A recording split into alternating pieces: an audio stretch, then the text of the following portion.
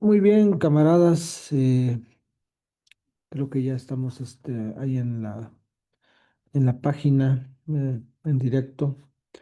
Y bueno, pues hoy quisiera agradecerle a los camaradas que nos estén en este taller el día de hoy y también a los compañeros que nos estén transmitiendo en Facebook y después a los que nos revisen tanto en Facebook como en YouTube de manera diferida. Em, en primer lugar, bueno, pues como es la costumbre de este taller, específicamente de mi parte, les mandé un texto que es una producción que hice yo, derivado de lo que miramos y de lo que revisamos el día de ayer, acotando, por supuesto, los primeros 4 capítulos del tomo segundo. Eh, a lo mejor ahí faltaría, por supuesto, los otros dos, ¿no? Que tendría que ser, que tendría que ver con los costos de circulación, eh, eh, que también están ahí, ¿no? O sea, están ahí en el texto, también un poco el tiempo de rotación está ahí delineado de alguna manera, pero nosotros, bueno, pues que lo que queremos es revisar la plataforma de cómo desde los primeros 4 capítulos en general podemos desarrollar una teoría revolucionaria. Entonces, tiene algunas características, por supuesto, el texto, ¿no? Es un texto que tiene como punto de partida la defensa del materialismo dialéctico, o sea, yo creería que es un primer elemento, nunca olvidar que nuestra matriz teórica pues, sigue siendo el materialismo dialéctico, también que es el materialismo histórico, en esta dimensión muy importante sobre el proyecto hacia la revolución social, y desde ahí, bueno, pues intentarlo conectar con la crítica a la economía política. ¿No? Entendemos que siempre hablamos de economía política de manera pedagógica, ¿no? Pero realmente el libro que desarrolla Marx es la crítica a la economía política. Entonces, tratar de fusionar esas tres líneas, ¿no? O sea, la crítica a la economía política, el materialismo histórico, el materialismo dialéctico, y entonces desde ahí, ¿no? Pues por supuesto poner en el eje central lo que vamos a conocer como el agente revolucionario por excelencia, que es también un tema muy importante, ¿no? ¿Quién es el agente revolucionario? ¿No? Muchas veces se nos olvida eso, ¿no? Como que parece que el agente revolucionario no existe. Bueno, eso lo podemos discutir en este momento, ¿no? ¿Quién es el agente revolucionario, ¿no? En términos generales. Y desde ahí, por supuesto, observar cómo el agente revolucionario necesita comprender ciertas características para desde ahí detonar una revolución, ¿no? Tanto en el proceso laboral, ¿no? O sea, contemplar el proceso laboral, el proceso de circulación, ¿no? Los medios de producción, los productos, la propia actividad, por supuesto, la circulación, me parece muy importante que entendamosla, ¿no? La circulación y el propio consumo. O sea, es decir, necesitamos, o sea, es decir, la revolución necesita concebir, ¿no? No es únicamente tomar los medios de producción. ¿No? Ojalá que fueran solamente eso, ¿no? Ojalá que solamente tomando los medios de producción esto se arregla. O sea, es muy importante decir que para que tomemos los medios de producción tenemos que hacer otras cosas además de eso. Entonces, bueno, pues lo que yo quisiera desarrollar desde allí, pues es que ustedes nos puedan compartir las dudas, preguntas, comentarios, aportes, lo que ustedes quieran, ¿no? Determinándolo desde esos dos ángulos, ¿no? O sea, la importancia del tomo 2, la importancia de conectarlo con el materialismo histórico y con el materialismo dialéctico, y desde ahí el planteamiento que es el agente revolucionario por excelencia. Bueno, la pregunta es, ¿quién hace la revolución? ¿No? La revolución la hacen un grupo de personas con características de iluminación, o la revolución la hace la clase trabajadora en organización permanente. Esa es tal vez una pregunta que habría que contestarnos, ¿no? A veces creemos que hay muchas personas que siguen creyendo en el siglo XXI que los movimientos de masas los genera una sola persona, ¿no? Y cuando realmente son generados, son productos por el propio movimiento de masas, ¿no? Por ejemplo, el trompismo, ¿no? Como si el trompismo fuera Trump, ¿no? Y no fuera una gran parte de la población trabajadora que bajo su nivel de conciencia, pues optan por esos caminos. También lo de Milei, ¿no? O sea, por ahí yo escuché una persona, Milei no es o sea, el problema no es Milei, ¿no? Bueno, Gerardo creo que fue el que lo dijo, Noroña, ¿no? A mí no me preocupa Milei, a mí me preocupan las personas que votan por Milei. Digo, pues ya, si Milei está ahí, pues bueno, es un producto más de la sociedad capitalista, pero ¿por qué no pensamos que hay personas que votan por él? Entonces, todo eso creo que hay que discutirlo ampliamente. Entonces, bueno, no sé quién quiera empezar con estas participaciones, dado que les estoy dando una pequeña ventaja de algunos minutos para poder calentar motores. Buenos días a Hugo Cadena, a Isidro, también al camarada Leopoldo Sea, Comunidad de Bienes y Servicios. A ver, ya no sé cómo está, pero bueno. Entonces, quién quiere comenzar, camaradas? ¿Quién se quiere aventar el primer round en este diálogo que queremos formar en el taller? O, o vamos, vamos viendo por ahí, ¿no? ¿Quién anda por ahí, camaradas? No tengan miedo, no pasa nada. Eh, Están comiendo también. También pueden usar el chat, por supuesto. Creo que aquí el camarada, para no estar perdiendo tanto tiempo, aquí el camarada puso un video, un texto, ¿no? Sobre, creo que es la primera parte del texto que está ahí, ¿no? Eh, bueno, ¿quién anda por ahí? Que quiere darse una primera participación, compañeros. ¿Cómo la ven? Necesitamos a agentes externos para que nos enseñen cómo se hace una revolución o no. Dale, Leopoldo. Gracias, yo tengo varias inquietudes. Me deja siempre muchísima tarea que no puedo completar. Entonces me quedé con lo último. Primero, al final hablaste de la esperanza, que me llamó la atención, quién es el agente histórico. Y yo me quedé con la pregunta que yo te hice la vez pasada, que era, ¿qué pasa cuando la economía se va a robotizar? Y tú usas otra palabra que no me acuerdo. Y eso yo lo consulté también, ¿no? El día que, o sea, el capital no va a permitir que este fenómeno suceda, ¿sí? Porque el capital vive de los excedentes que sirven para no, perdón, de los excedentes. Y estos excedentes siempre los presenta como una enajenación. O sea, el capital te dice, no alcanza, no alcanza, no me alcanza. Y ahí es donde se crea donde se crea el concepto donde se refuerza el concepto de la necesidad, en donde tú dices, bueno, como hay poco, tengo que pagar. Viene el concepto del dinero, donde todo se resuelve si hay dinero o no hay dinero. Yo pienso que en una sociedad más equilibrada, que puede ser el socialismo, estas construcciones que ha creado el capitalismo no tienen por qué ser. No vamos a estar peleando como lo peleamos ahora dentro del capital y nuestros propios pensamientos siguen en dirección de eso. Por eso yo me atrevo a afirmar lo que dijo Carlos Marx. Para Carlos Marx, el Estado es siempre Estado del capital. No hay otro Estado y sobre todo en el Estado moderno.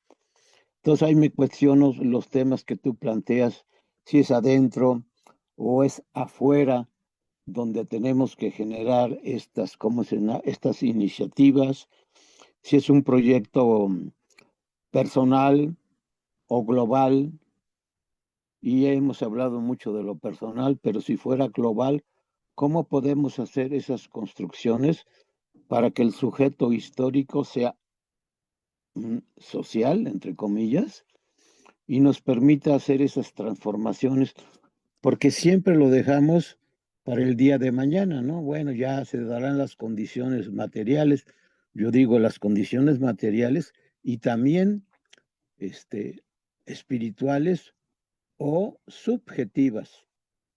Entonces creo que ahí como marxistas traemos unas broncotas, pero bien duras. Escuché un poco el tema anterior que se dio ahorita más temprano, y eso me lleva al final, pensemos como si ya estuviéramos en procesos avanzados, como yo creo que, como lo dice Carlos Marx, seguimos en la prehistoria. Entonces realmente cómo hablar desde la historia, desde un nuevo paradigma, y son planteamientos que yo me hago para no quedar en la interpretación, y cuando hablamos de praxis política, no hay transformaciones materiales, económicas, para un nuevo devenir. Esas son mis inquietudes. Gracias. Muy bien, Leopoldo, pues podemos continuar, podemos empezar con eso, ¿no? De una vez para no darle tanta vuelta a esto. Fíjense, ahora voy a utilizar un poco el PowerPoint. Yo entiendo que esto no es muy o sea, como que no es muy anticapitalista que digamos, pero el PowerPoint tiene una pequeña ventaja sobre el Canva, que tampoco no es muy anticapitalista que digamos, pero tiene una pequeña ventaja para lo que quiero explicar en este momento. Bueno, en primer lugar, lo que se nos pregunta, la primera línea que podría aparecer del texto que hemos comentado es, bueno, ¿qué pasa en el capitalismo con la automatización del proceso productivo? ¿Va? Eso es lo que creo que está ahí, ¿no? Entiendo que lo que dijo nuestro camarada fue la famosa mecanización, ¿no? O sea, el famoso, la robotización, ¿no? O sea, es decir, la idea de que los robots em, hagan la producción de toda la manufactura o de los bienes de consumo y los medios de producción, específicamente, ¿no? Es decir, que en vez de que en las industrias más importantes de todos los sectores de la economía, en vez de que exista gente produciendo bienes materiales y bienes inmateriales, allá existan robots. Y yo diría, ¿no? Existe otro agente mucho más potente que el robot, ¿no? El androide. Eso es algo que después un amigo de Perú me hizo la precisión, ¿no? O sea, es el androide específicamente, ¿no? Que muchas veces a eso nos referimos, ¿no? A esa figura del androide, ¿no? Algo que se le parezca muchísimo al ser humano. Pero bueno, sí, sin perder esa visión de que si es el androide o es el robot, lo que significa es eso, ¿no? O sea, lo que está en el fondo es, bueno, ¿qué pasaría, ¿no? O qué pasa con el sistema capitalista si el sistema capitalista logra la automatización, aquí vamos a decir, no, no, con la automatización absoluta, no relativa, ¿no? Absoluta, es decir, que no exista ningún ser humano en ese proceso productivo. Es más o menos la idea dentro del capitalismo, ¿no? Eso me gustaría ponerlo en el centro y después, ahí se deduce de alguna manera otra cuestión sobre el socialismo, ¿no? Entonces, para poder explicar esto, que no, tampoco es tan difícil entender qué es lo que va a pasar en el capitalismo, pues tenemos, y por eso es que ahorita hago uso y abuso del PowerPoint, porque el PowerPoint me permite trabajar con las fórmulas, ¿no? Entonces, para empezar, ¿no? O sea, ¿cuál es el objetivo del sistema capitalista? El objetivo del sistema capitalista, ¿no? Aquí, el capitalismo, vamos a poner aquí el capitalismo, ¿no? Está en función de dos variables. No son lo mismo, pero parece que son lo mismo. Pero son, o sea, está en función de dos variables. Y el capitalismo está en función del plusvalor y de la ganancia. ¿Estamos de acuerdo con eso? Creo que no, no hay que dar tanta vuelta, ¿no? O sea, el capitalismo funciona porque hay plusvalor y porque hay ganancia. Va a decir, no, pero el plusvalor es igual a la ganancia. Bueno, quién sabe. ¿No? O sea, ustedes ténganlo aquí presente, ¿no? Digan, en ese momento pueden imaginarse que yo soy un, no tengo conocimiento de la economía política, ¿no? Y pueden en este momento ustedes pensar que ahí estoy haciendo hay un error de mi parte y no merezco dar economía política. Pero vamos a ver que no es lo mismo. O sea, el plusvalor y la ganancia no son lo mismo, ¿no? Pero parece que son lo mismo, ¿no? O sea, generalmente nos acostumbraron, ¿no? A pensar que el plusvalor y la ganancia es lo mismo. Pero bueno, pero dejando fuera eso, nadie va a negar, o sea, no existe ninguna corriente económica que niegue que el capitalismo es incentivado por estas dos variables. Bueno, ¿qué significa que sea incentivado por esas dos variables? Bueno, pues muy importante, ¿no? Si el plusvalor, para que lo vayamos entendiendo y vayamos viendo esta partecita, si el plusvalor se reduce y la ganancia se reduce, ¿qué pasa con el capitalismo? Entra en crisis. Aquí vamos a poner, ¿no? O sea, no vamos a poner que entra en crisis. ¿Cómo podemos decir que entra en crisis? Baja. O sea, el sistema capitalista entra en crisis. Es decir, si hay poco plusvalor y si hay poca ganancia, o la plusvalor y la ganancia se van reduciendo o se reducen, entonces hay crisis en el capitalismo. Y aquí podemos ponerle algo rojito para que les quede así claro, ¿no? O sea, entra en crisis el capitalismo. Entonces, el capitalismo no necesita esto. ¿Qué necesita el capitalismo? Bueno, pues yo creo que ya queda muy claro qué es lo que necesita el capitalismo. El capitalismo lo que necesita, en pocas palabras, ¿no? Fíjense, debería ser un trabajador al servicio de Carlos Slim, porque ya le podría salvar ¿no? ¿Qué es lo que necesita el capitalismo? El capitalismo necesita aumentar el plusvalor y aumentar la ganancia. Porque cuando aumenta el capital, cuando aumenta la ganancia y aumenta el plusvalor, entonces tenemos un sistema, vamos a decirlo así, estable o saludable. Ahí le vamos a poner un verdecito para que un poco se diferencie de nuestro rojo, ¿no? Del capitalismo en crisis. Aquí es un capitalismo saludable. ¿Por qué está saludable? Porque está creciendo. ¿Y por qué está creciendo? O sea, ¿por qué crece el capitalismo? El capitalismo crece porque hay plusvalor y porque hay ganancia. Está aumentando la ganancia y está aumentando el plusvalor. Esa es la idea, o sea, esos son los escenarios reales, o los escenarios ideales. Que sobre estas dos líneas existen múltiples formas de poder entender históricamente el capitalismo, es cierto, ¿no? Es verdad, ¿no? ¿Podrían extender la pantalla? Ah, no se ve muy bien la pantalla ahí, camaradas. No sé cómo andamos ahí con las pantallas. ¿Se ve algo por ahí? Bueno, es- bueno, entonces el punto central es ese, ¿no? Eh, ahora, no puedo hacer pantalla completa por una sola situación porque necesito las herramientas, ¿no? Y con la pantalla completa ya pierdo las herramientas, ¿no? No puedo tener tan fácil la edición, ¿no? Escape. Entonces, por eso no la puedo hacer tan grande, pero esperemos que sirva esto. Entonces, bueno, ahí tenemos el primer elemento, ¿no? Entonces, es decir, la automatización la automatización absoluta en el sistema capitalista tiene que tener una relación con estas dos variables. ¿Estamos de acuerdo? Hasta aquí quisiera saber si estamos de acuerdo.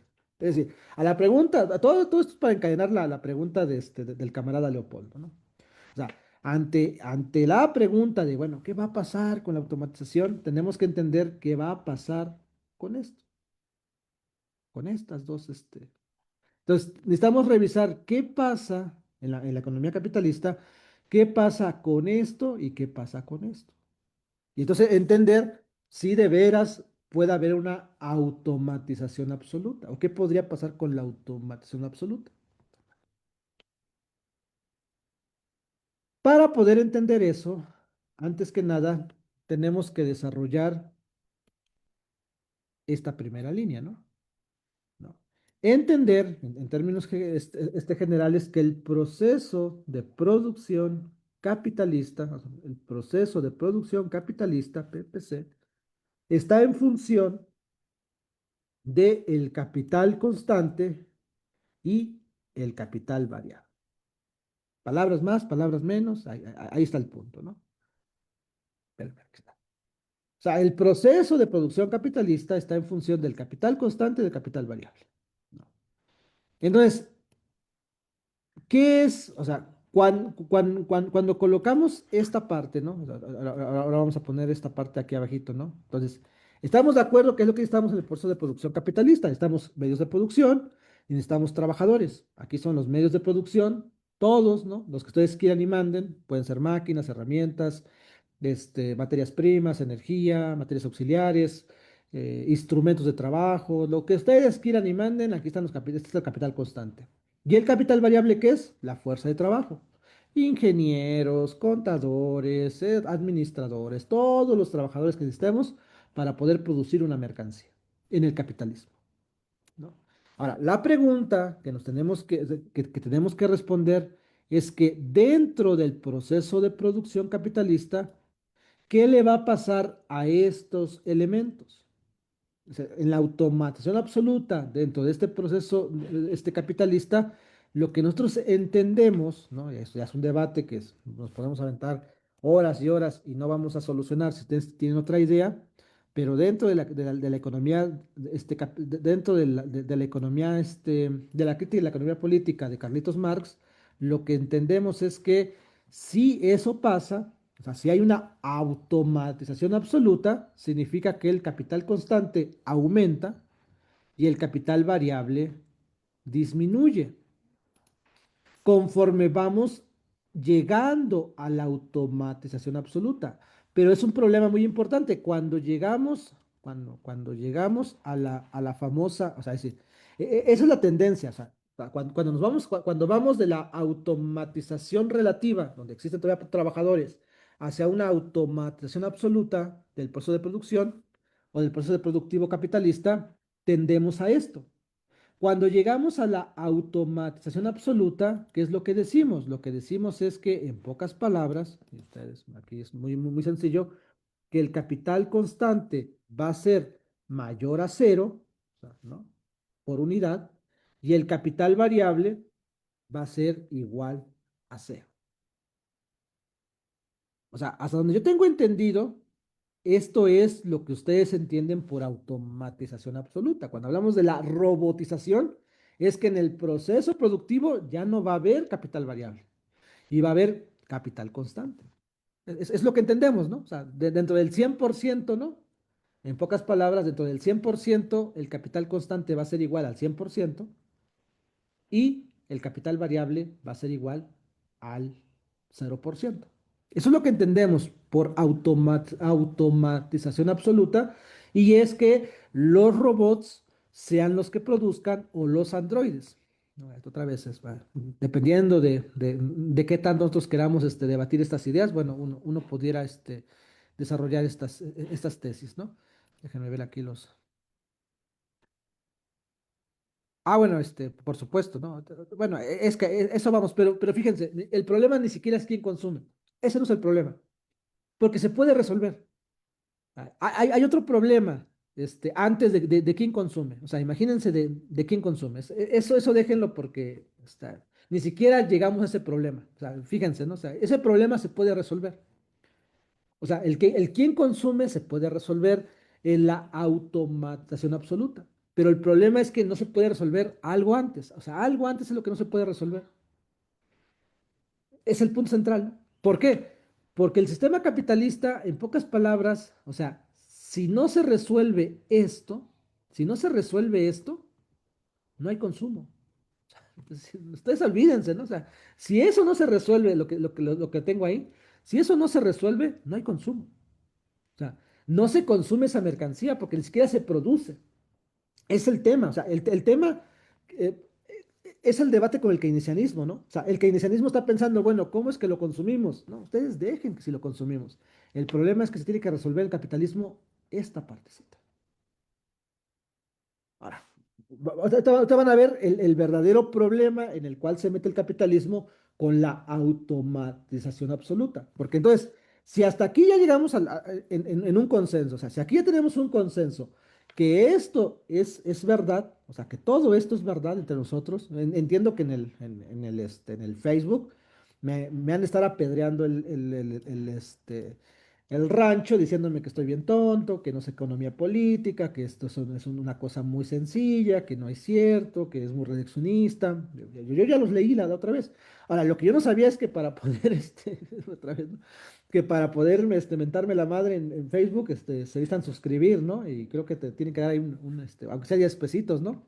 Bueno, si es eso, pues qué bueno, ¿no? Que la semana pasada hayamos juntado a lo mejor ahí por unos 50 pesitos, ¿no? No, solamente para que me anden mentando la madre, ¿no? Y me hayan dicho que soy un mugroso, pulguiento, ¿no? No sé qué esas cosas me dijeron, pero ahí los leí, ¿no? Efectivamente.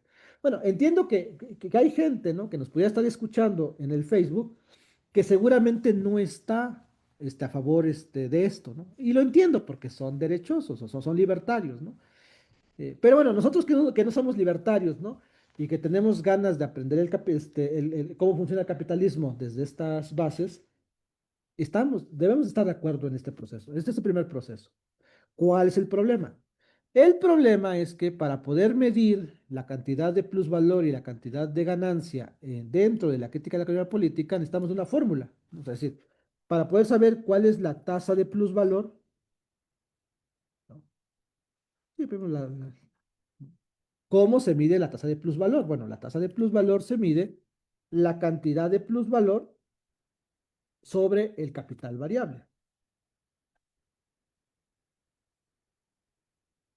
¿no? Esa es la fórmula, así se mide, ¿no? Ahora, para poder, para tú poder, de alguna manera, saber cuánto es lo que vale el plusvalor, o sea, cuánto es lo que vale esto, o sea, cuánto es lo que vale el plusvalor, tenemos que hacer un despeje, ¿no? O sea, simplemente es el plusvalor sobre el capital variable. Entonces, tenemos que despejar el capital variable, lo tenemos que pasar al otro lado, como está dividiendo, pasa multiplicando, ¿no? Es una famosa, forma sencilla, vamos a decirlo así, porque realmente no es que pasa así, ¿no? Lo que importa es que tienes que hacer una ley de las matemáticas, ¿no? Para tú poder pasar a tienes que multiplicar aquí capital variable y tienes que multiplicar aquí capital variable. Entonces ya cuando aquí multiplicas capital variable, esto se hace uno. Y aquí ya pasa, ¿no? Del otro lado. Esta es como que la forma sencilla. Pero en la secundaria siempre nos enseñaron que va para el otro lado, ¿no? Brinca, lo pasas en su forma inversa, ¿no? Y la operación inversa de la multiplicación es la división y viceversa, ¿no? Si está dividiendo, entonces pasa multiplicando. Entonces el plusvalor, ¿no? El plusvalor es igual a la tasa de plusvalor por el capital variable. ¿Está? ¿Cuál es el tema? Sigamos esta línea, este, para que vayamos siendo metódicos, ¿no? Sigamos esa línea, ¿no? O sea, entonces, supongamos en este ejemplo que la tasa de plusvalor es mayor a cero, ¿sabes? Mayor a cero, ¿no? ¿Sabes? 1, 2, 3, 4, 5, 6, 7, 8, 9, entonces es mayor a cero. No, no es cero, es mayor a cero. Y entonces también supongamos, ¿no? Bueno, ya frente a este proceso, ¿cuál es la otra idea, no? Bueno, que en este proceso el capital variable es igual a cero. ¿Entendemos? Esta puede ser 1, 2, 3, 4 hasta 100%. Es más, 200, 300, 400. Esta puede ser, se va hasta arriba. O sea, el número que ustedes quieran ponerle, pero que sea mayor a cero. Pero el capital variable tiene que ser cero en la automatización absoluta, porque esta es la idea, que no hay, que no hay trabajadores.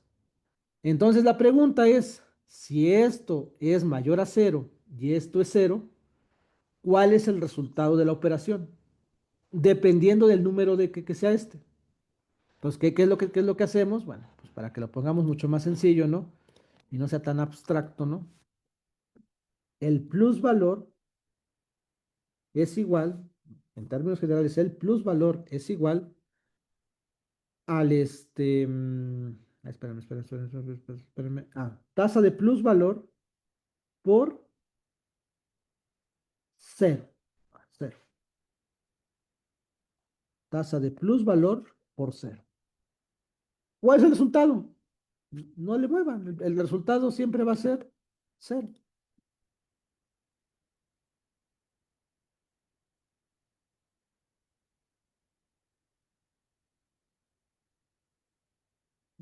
Ni siquiera el consumo, fíjense, ni siquiera el consumo. El sistema capitalista no puede llegar a la automatización absoluta porque el plusvalor sería igual a cero.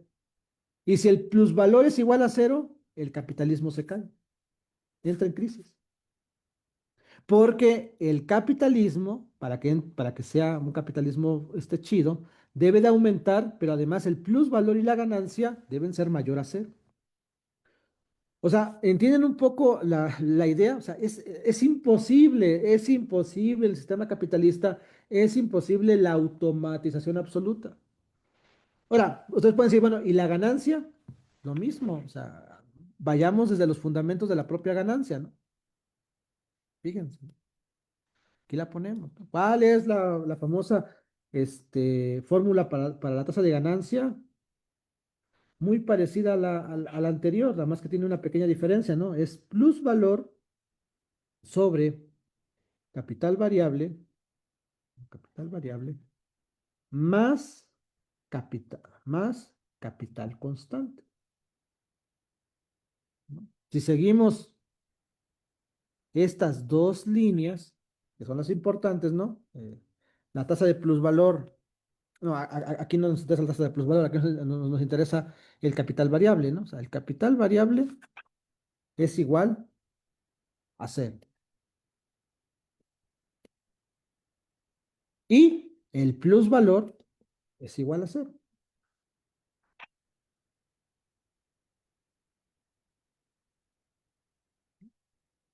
Ahora, ¿qué es lo que tenemos que hacer? Lo que tenemos que hacer es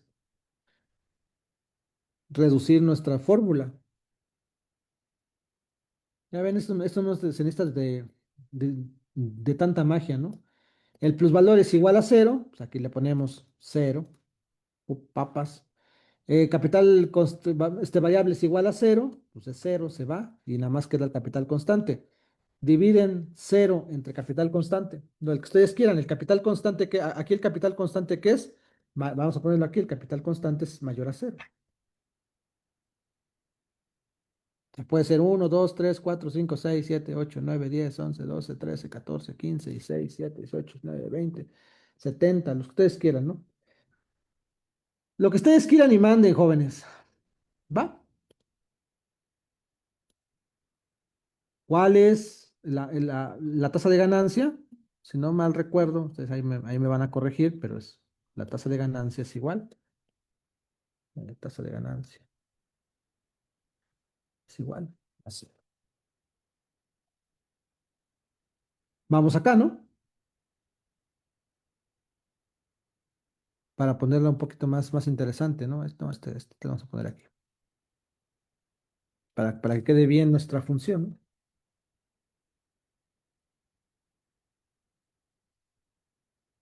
Si en nuestra función plusvalor es igual a cero y tasa de ganancia o ganancia es igual a cero, ¿no? Aquí también ganancia. Bueno, ganancia es igual a cero, entonces el capitalismo entra en crisis o se cae. No se puede sostener el capitalismo. ¿Entienden? Ya, ni siquiera es que nosotros tengamos que decir, no, pues es que quién lo consume y quién nos van a consumir. No, es decir, el sistema capitalista ni siquiera produciría. O sea, si esto pasara, el capitalismo no produce mercancías. No va a producir absolutamente nada porque no tiene los incentivos para producirlo. Entonces, ¿qué es lo que pasa? Cuando el capitalismo se acerca a este proceso y pasa esto, ¿qué tiene que hacer el capitalismo? Destruir las fuerzas productivas técnicas, ¿no? Ya queda muy claro, ¿no? O sea, queda muy claro, en pocas palabras, que la automatización y los androides en el capitalismo no es posible. Ahora, vamos un poco a este punto, ¿no? Si el capital constante es el 100% y el capital variable es igual al 0%, significa que no hay valor tampoco. Entonces, yo me preguntaría, ¿ustedes qué entienden? ¿Ustedes qué entienden? Porque esa sería la otra, ¿no? ¿Ustedes qué entienden que el valor es igual a cero? ¿No? Espérenme, vamos a ver. Ahí con los compañeros de estudios productivos. Ah, claro. Ah, bueno, también esa es una parte muy importante, ¿no?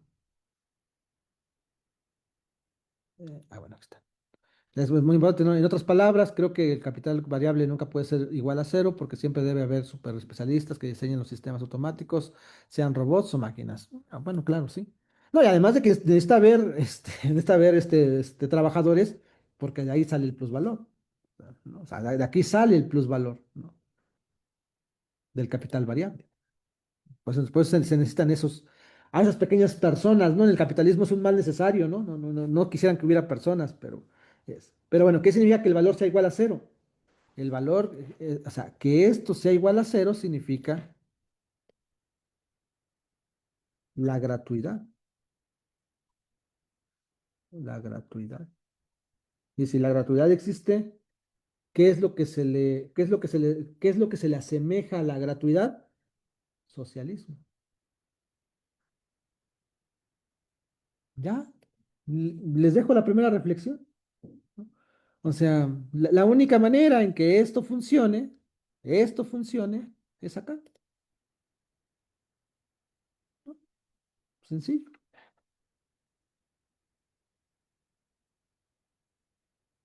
Eso yo lo considero, por supuesto. Ya, si ustedes no quieren considerarlo, pues no. Pero el socialismo tendría que responder al derecho a la gratuidad.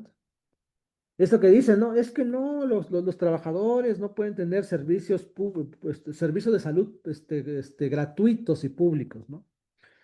No, bueno, es que sí lo pueden tener, sí lo pueden tener. Y lo peor de todo, que no lo saben las personas, es que ustedes tienen derecho, por el desarrollo de las fuerzas productivas técnicas, los trabajadores tienen derecho a la gratuidad. Está garantizada la gratuidad, aunque ustedes no lo crean, ¿no? Porque hay un excedente que se está produciendo y que ustedes lo están produciendo que no se le está remunerando. Y que ese excedente tiene que garantizar la gratuidad de las cosas. Ustedes ya lo están trabajando. O sea, no tienen por qué pagar más o no tienen por qué pagar absolutamente nada sobre eso. Entonces, como podemos observar, ¿no? O sea, aquí salen dos grandes temas, ¿no? O sea, el sistema capitalista es un sistema que no promueve el desarrollo tecnológico. O si lo promueve bajo unas líneas muy estrechas, ¿no? Lo que significa esto.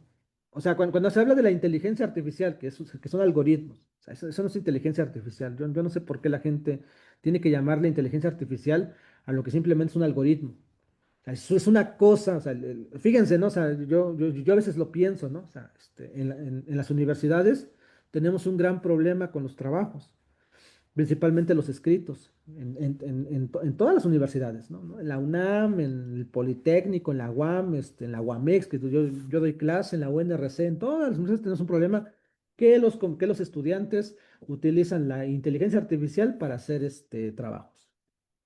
¿Y cuál es el problema de eso? Porque la inteligencia artificial no está haciendo nada nuevo. La inteligencia artificial lo que está haciendo es automatizando algoritmos. ¿Y qué es un algoritmo? Es una función que encadena varios pasos o varias actividades para llegar a un resultado. Y nosotros estamos siendo superados por una función tan sencilla. Es decir, como esto que les acabo de decir, esto que les acabo de decir, o sea, para poder llegar hasta acá, tuve que encadenar una serie de pasos para poder llegar a una solución, a un problema que se planteó. La inteligencia artificial, ¿no? Eso que le llaman ustedes inteligencia artificial, hace esto desde otras maneras, etcétera, pero hace lo mismo. Y hoy los seres humanos nos sentimos totalmente maravillados por una aplicación que solamente hace algoritmos y que nosotros lo podemos hacer mucho mejor y que hay una diferencia muy grande entre una inteligencia artificial y una inteligencia humana, que la inteligencia artificial no crea nada nuevo. Y la inteligencia humana, aunque sea muy rudimentario lo que hace en términos de algoritmos, pero sí produce algo nuevo. Y eso, discúlpenme, pero ninguna máquina lo va a lograr. Así ustedes digan, no, pero las redes, y ya están hablando de la sinapsis. O sea, muchos de los que hablan de esas cosas no saben qué es una sinapsis. Muchos de los que yo escucho diciendo la inteligencia artificial es lo más hermoso de tal, tal, tal, porque se está acercando a las redes neuronales del ser humano, no saben lo que está reproduciendo en su maldito discurso. No sabe lo que está reproduciendo. O sea, no sabe que es una sinapsis y ya está diciendo, porque se lo dijo la inteligencia artificial, que la inteligencia artificial ya está llegando al sistema de redes neuronales. ¿No? O sea, otra vez, ¿no? Y nos sentimos maravillados porque solamente hace lo más básico. O sea, es decir, yo creería que tendríamos que estar preocupados nosotros de que una herramienta que hace algoritmos nos esté rebasando, ¿no? por la derecha en una actividad sumamente fácil de hacer. O sea, otra vez, ¿no? Yo no sé, en verdad, ¿no? O sea, ¿por qué nos maravillamos tantos con esas cosas? Yo intento no utilizar. O sea, yo regularmente no intento utilizar. Es más, yo no la utilizo generalmente.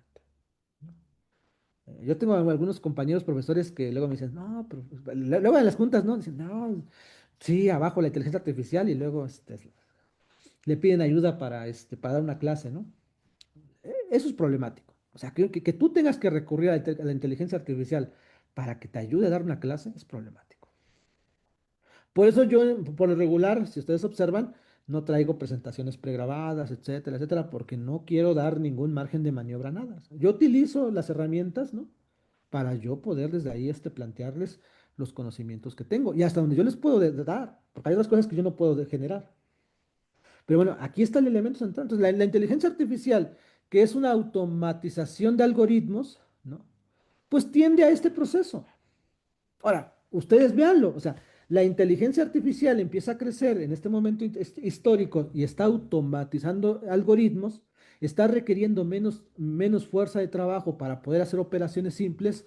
¿Y qué le está pasando a la forma valor en el capitalismo? Le está pasando esto. Por eso el sistema capitalista está en crisis. No está en crisis porque la inteligencia artificial no logre desarrollar el consumo. El consumo se puede, con la automatización absoluta, el consumo se puede, de alguna manera, garantizar. Sí se puede garantizar. Pero lo que no se puede garantizar en el sistema capitalista es el valor, el plusvalor y la tasa de ganancia.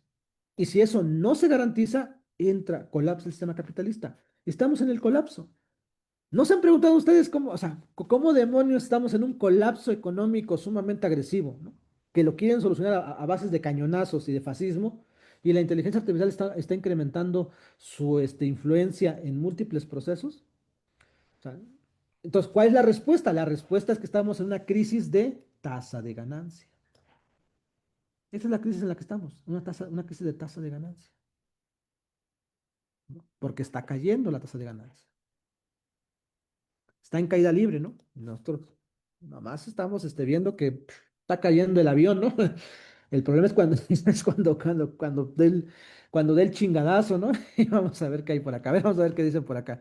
Bancos, qué implica algoritmo, qué significa sesgo, forma valor, entendimiento de valor, por supuesto, ¿no? Después las fuerzas productivas técnicas, efectivamente, ¿no? Pues como podemos observar en términos generales, camaradas, ¿no? Pues aquí tenemos un elemento muy importante, ¿no? O sea, es decir, si nosotros dejamos que pase esto, o sea, que la tasa de ganancia caiga, ¿Qué es lo que se va a generar? Pues guerras, ¿no? ¿Por qué necesitamos las guerras? Porque necesitamos destruir capital. Es decir, las guerras económicas de tasa de ganancia ya son guerras, o sea, empiezan a transmutar de guerras de exportación de capital a guerras de destrucción de capital. Fíjense, o sea, estamos en esa fase que todavía no le estamos entendiendo con el trompismo, que el trompismo es la fase histórica en donde la guerra ya no va a ser de exportación de capital, ya va a ser de destrucción de capital. ¿Y eso cómo se le llama? Fascismo. Eso es el fascismo. El fascismo es una entidad económica. Si no sabemos diferenciar las características económicas del fascismo y el imperialismo, o sea, el imperialismo es una fase histórica que necesita exportación de capital. Y todas las campañas económicas, políticas, diplomáticas y bélicas es para exportar capital porque hay una crisis de capital en los centros centrales o en la centralidad y tienes que exportar el capital para aumentar la tasa de ganancia. En el sistema fascista es que llega un momento en que ya no puedes exportar capital porque, porque estás llegando al punto cero de ganancia. Y entonces lo que necesitas es destruir capital. Entonces la inteligencia artificial en el capitalismo tiene vigencia. O sea, la van a destruir, la van a hacer pomada. O sea, todas las plantas productivas que desarrollan la inteligencia artificial van a ser bombardeadas. Bueno, pues, otra vez, yo no estoy llamando a nada, ¿eh? Yo no estoy llamando a nada porque yo no soy nadie para andar hablando de que yo tengo visión. No, no, no, no, no. Yo estoy diciendo lo que va a pasar, ¿no? O sea, a eso se le llama fascismo. La diferencia entre el fascismo y el imperialismo no es una cuestión ética, moral, religiosa. Porque lo dicen, no, es que el fascismo es cuando hay clasismo y racismo. Bueno, entonces fascismo y clasismo había en el Imperio Romano, ¿no? Bueno, fascismo, ¿no? No, no, no, no tiene que ver con eso. Es que el fascismo es cuando hay racismo y clasismo. Es cuando hay religión. Entonces ya le empiezan a sumar, y a sumar, y a sumar. Entonces ya cuando ves, tienes que hacer un checklist, ¿no? Un checklist de cuáles son las características que debe tener un fascista. No, no, no, no. El fascismo se define en su forma económica. Y su forma económica es cuando la guerra deja de ser de exportación de capital para ser destrucción de capital. Y eso es el nuevo Adolfo, vamos a poner el Adolfo Trump, ¿no? O el Donald Hitler, como le quieran llamar, ¿no? O sea, no ustedes ya pónganle el nombre que ustedes quieran, ¿no? Para que se quede muy claro, ¿no? O sea, es de destrucción de capital. Entonces, bueno, ahí está el punto. Entonces, si la inteligencia artificial quiere sobresalir, si la inteligencia artificial quiere mostrar su mejor forma, ¿qué tiene que hacer? Tiene que conectarse con el socialismo y cumplir la meta. Porque yo sí sería desde la idea que la meta sería que el plusvalor sea igual a cero y la ganancia sea igual a cero y el valor sea igual a cero. Y entonces vivamos en la gratuidad específica. Bueno, ¿qué es el comunismo? Vamos a poner que es el comunismo. Para que no hay que declarar, ¿no? Porque el socialismo es la transición. El costo es el comunismo. Entonces, se entiende, no sé si esta parte se pueda entender de alguna manera por qué no podemos, o sea, por qué o sea, la inteligencia artificial tiene fecha de caducidad, ¿no? Y la van a destruir. O sea, es el objetivo. A menos que, como dice el texto que les pasé, los trabajadores se organicen y tomen el control de los medios de producción. Pues, bueno, ahí sí ya podríamos estar en otro nivel, ¿verdad? ¿Qué más anda por aquí? Gratuidad, forma, valor, fascismo, es un mal necesario. ¿Quién sabe? ¿Quién sabe? Yo no quiero hablar de esas cosas si es un mal necesario, no es un mal necesario, ¿no? Em, en ese sentido, bueno, no sé si ustedes hasta aquí les vaya quedando más o menos claro estas cosas que son pues sí, muy del sistema. Espérame, creo que aquí ya me equivoqué. Nos quería ver cómo estaba esta cosa. Bueno, ahí está. Ya. Bueno. La otra pregunta. Antes vamos con otra pregunta. Pero antes de eso, bueno, espero que no haya ninguna duda sobre este punto, ¿no? Sobre este elemento. Y hay otra pregunta que es muy interesante, ¿no? El famoso, el papel del dinero, ¿no? Si no mal entendí ahí la pregunta de Leopoldo es el papel del dinero específicamente. ¿Cuál es el papel del dinero, ¿no? En el capitalismo, en el socialismo, ¿no? ¿Qué pasó con el dinero ahí? Bueno, a ver, este es un debate que está muy interesante porque es el debate del cálculo económico, ¿no? O sea, cuando ustedes hablan con los próceres, ¿no? de la economía. Aquí está. Ok, por aquí debe estar. Cuando ustedes hablan de los próceres de la economía, específicamente, eh, eh, ellos van a preguntar un tema muy, muy, muy interesante, ¿no? Que es eh, cómo se calcula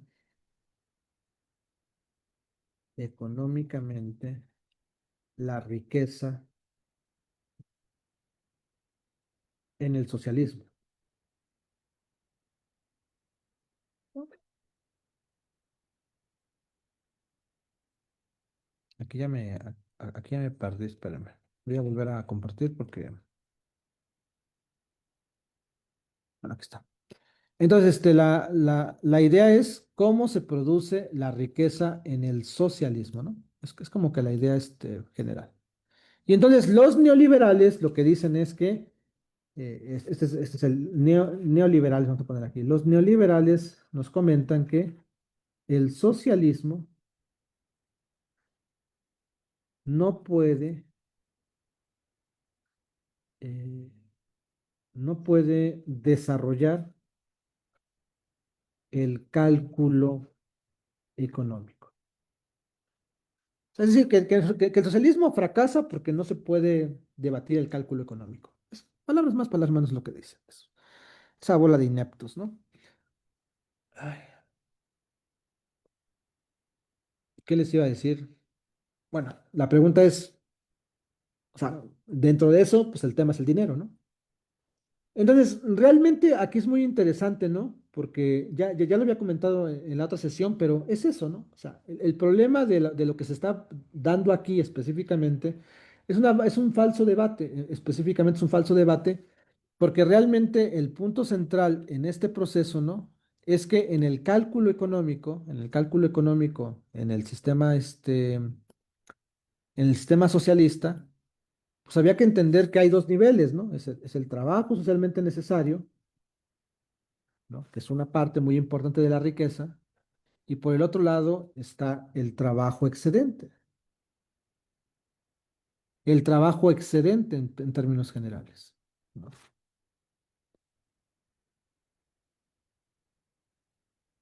Eso es.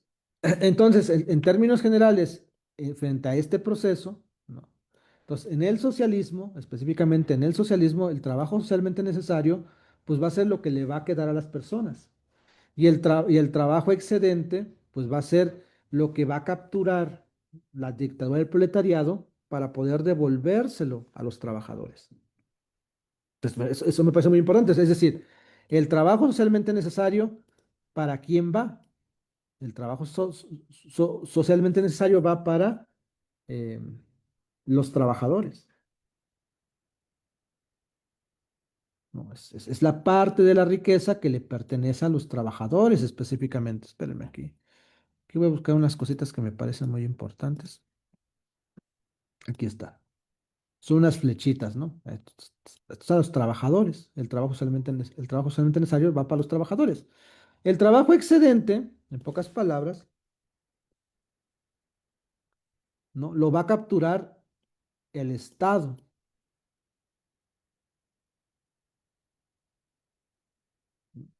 Y el Estado, ¿no?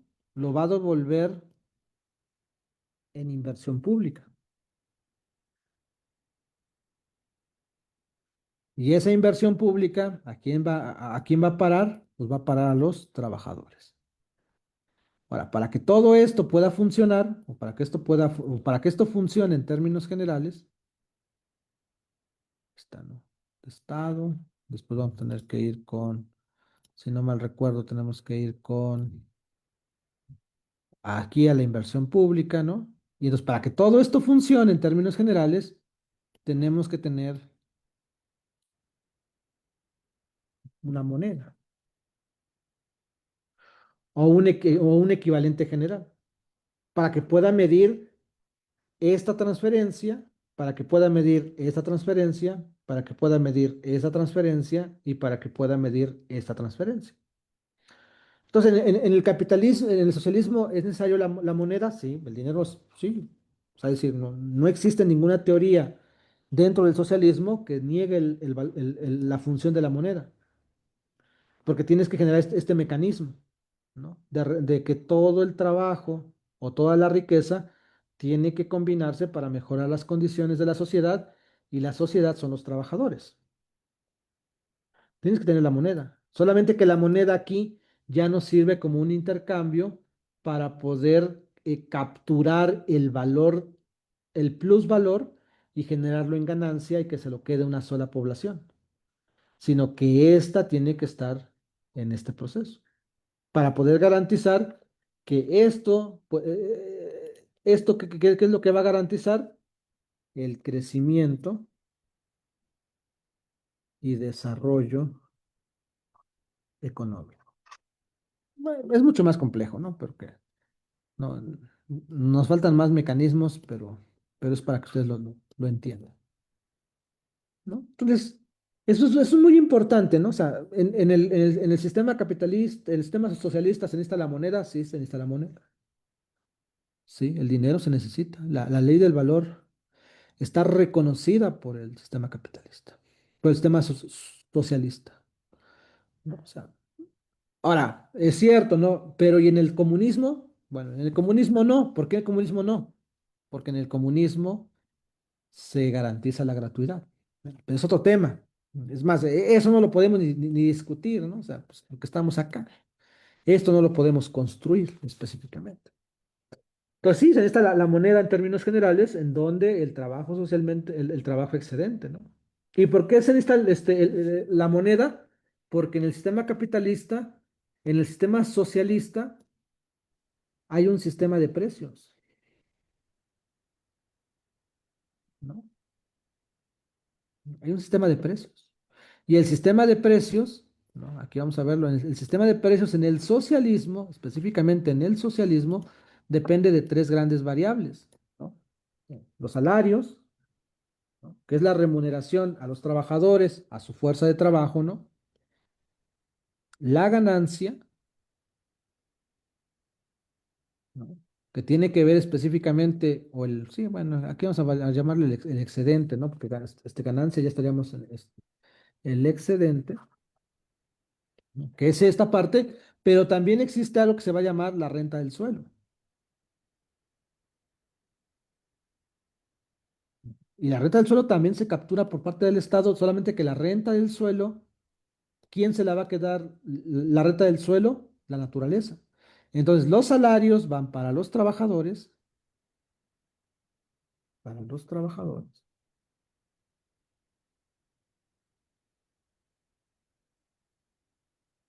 La renta del suelo va para la naturaleza,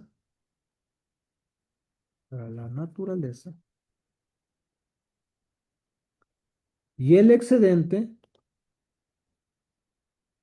para los trabajadores y la naturaleza. ¿Ya vieron?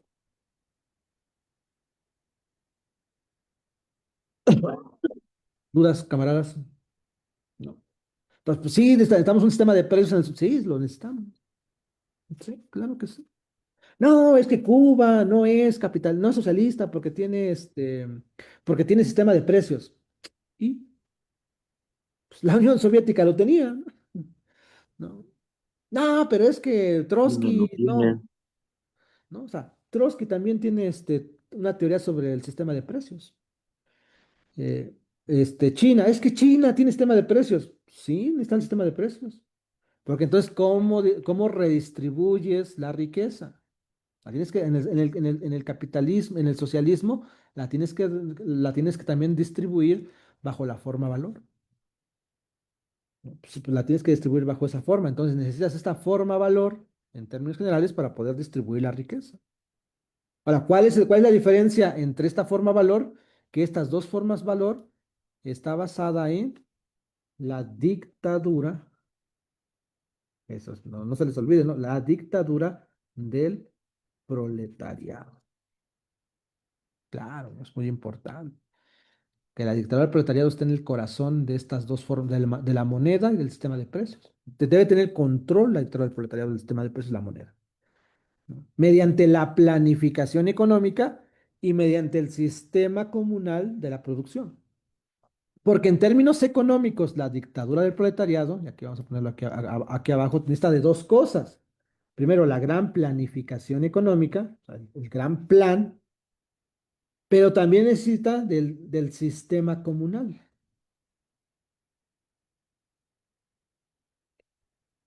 ¿No? Este es el famoso plan soviético, ¿no? Lo que lo van a poner como el plan soviético, ¿no? Y este va a ser el famoso plan chino. La gran diferencia entre Mao y los soviéticos, ¿no? Es eso. O sea, los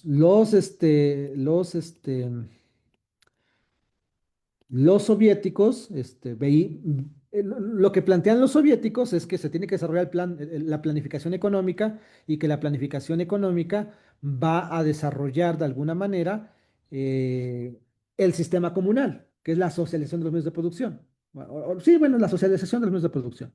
Mientras que el sistema chino apostaba más por el sistema comunal. Pero ¿cuál es la idea? La idea es que se tienen que desarrollar los dos. Muy interesante, ¿no? Son los dos al mismo tiempo.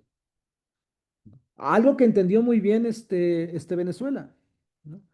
O sea, Venezuela, no, pero es que el Estado venezolano hace conexiones con la inversión extranjera de Estados Unidos.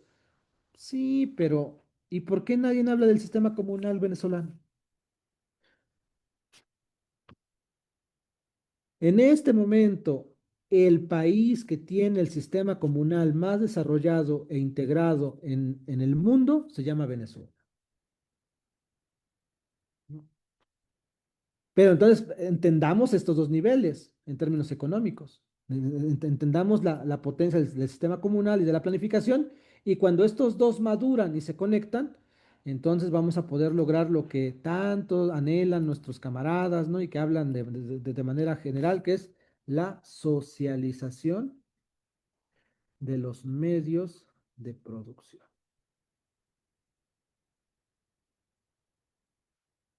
Pues ahí tenemos a los compañeros, ¿cómo se llaman? Hoxistas, ¿no? Hay unos compañeros por ahí hoxistas que dicen, no, no, no, no, camaradas, Lenin, Lenin, ay, ¿cómo se llama? Mao traicionó la revolución, ¿no? Pero ¿por qué la traicionó? Yo me pregunto, ¿por qué la traicionó? Porque es que Mao no siguió los ideales de Stalin, por ejemplo. No, bueno, lo que no siguió Mao fue que Stalin le dio mucho poder a la planificación económica central y dejó en segundo lugar el sistema comunal. Lo que dice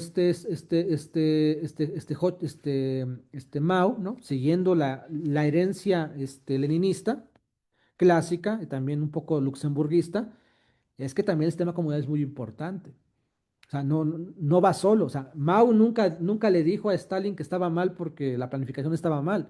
Lo que le criticó al stalinismo, principalmente al stalinismo y también un poco a Stalin, es que sobredimensionaba la importancia de la planificación y que se necesitaba un sistema comunal muy importante.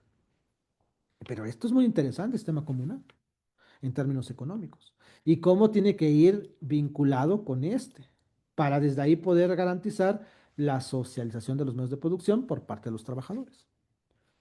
Pues, otra vez, ¿no? Y que todo esto, por supuesto, estas dos interacciones, necesita el sistema de precios y necesita de la moneda. ¿Va? Creo que quería participar el camarada, ay, me disculpo, el camarada Yap. O sea, ¿qué anda, qué anda?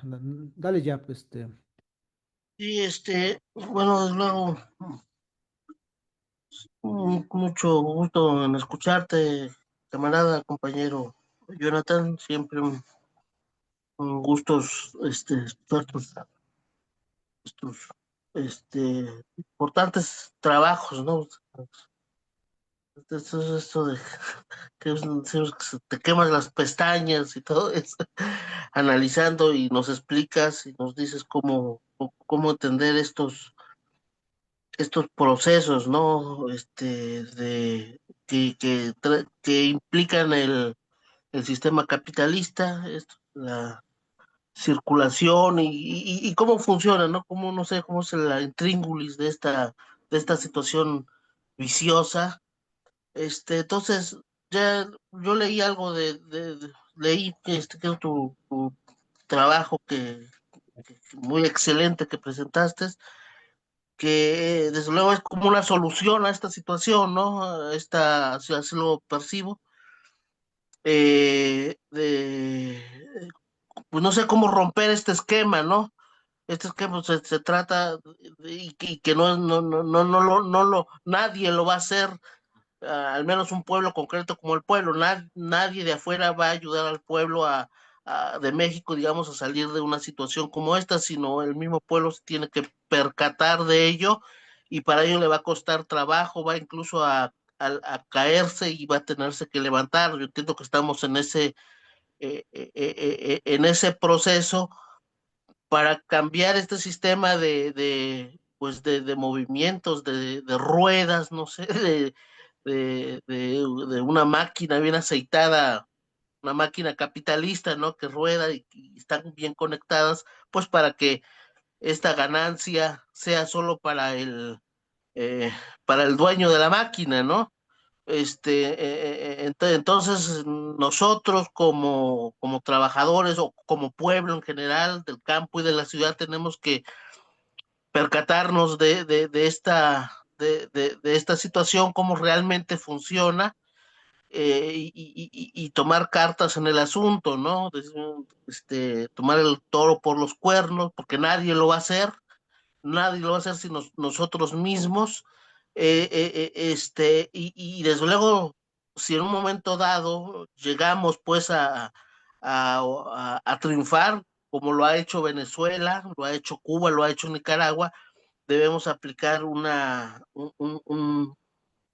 pues un método igual, ¿no? En el sentido de que, pero que en esto sea el pueblo el que gane, seamos todos los que ganemos y no nada más, y no regresar a lo mismo, ¿no?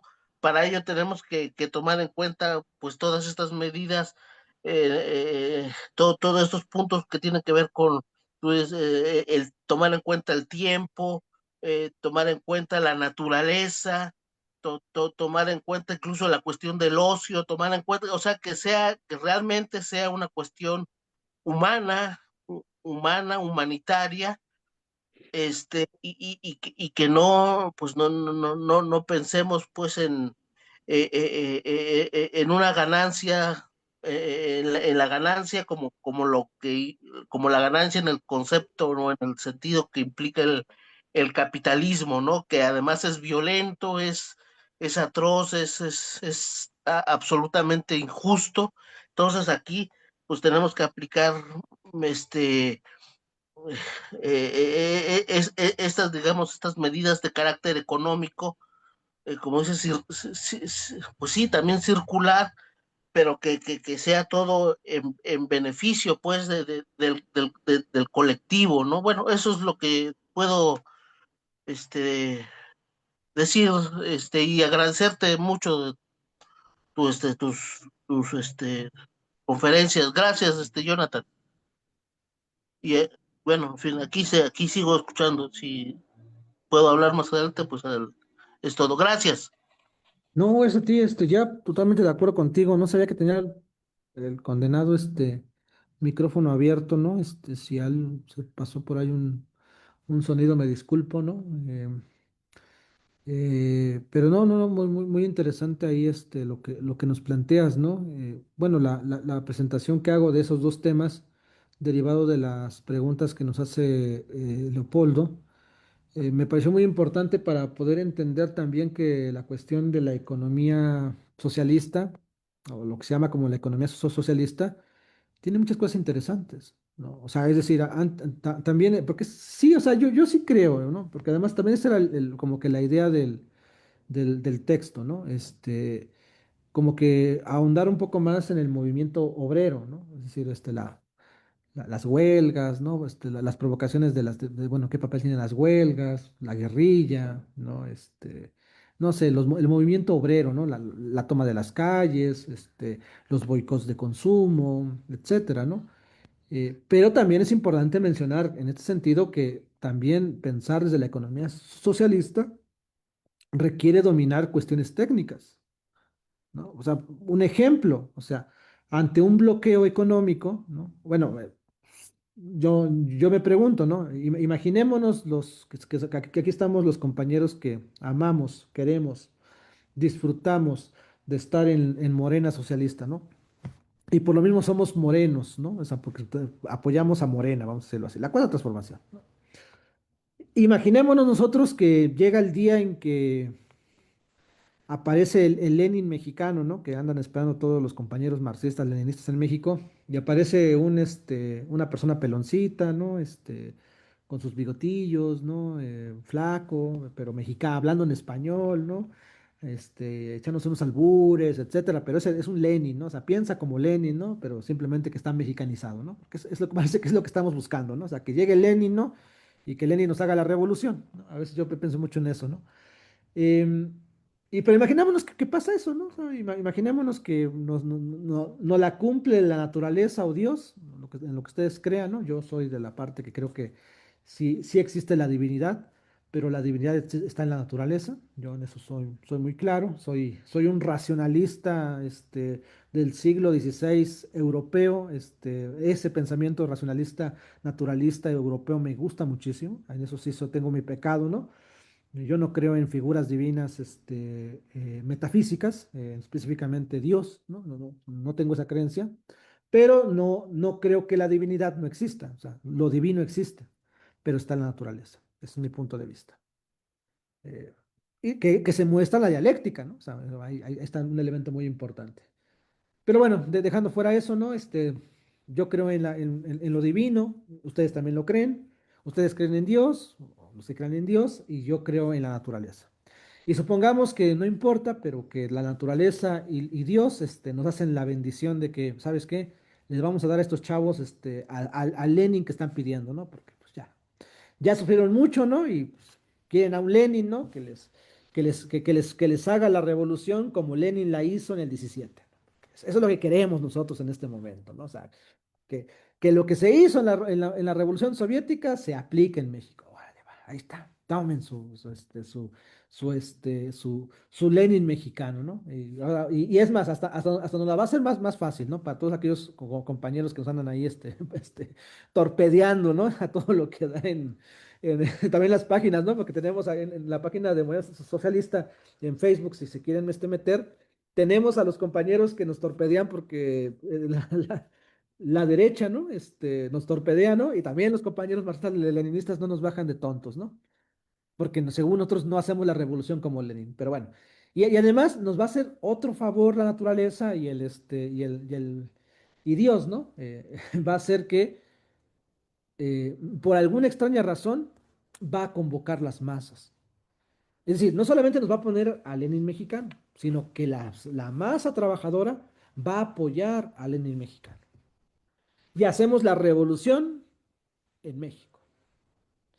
Es más, ya la hicimos, ¿no? O sea, ya imagínense que ya la hicimos, ¿no? O sea, ya llegó el Lenin mexicano, ya no hay sheinbaumistas, ya no hay braderistas, ya no hay obradoristas, ya no hay harfushistas, que esos me preocupan muchísimo, y ya no habemos los más traidores de los traidores noronistas, ¿no? Porque ya ven que también últimamente también los que somos noronistas somos muy traidores. Me acuso de apoyar al senador, ¿no?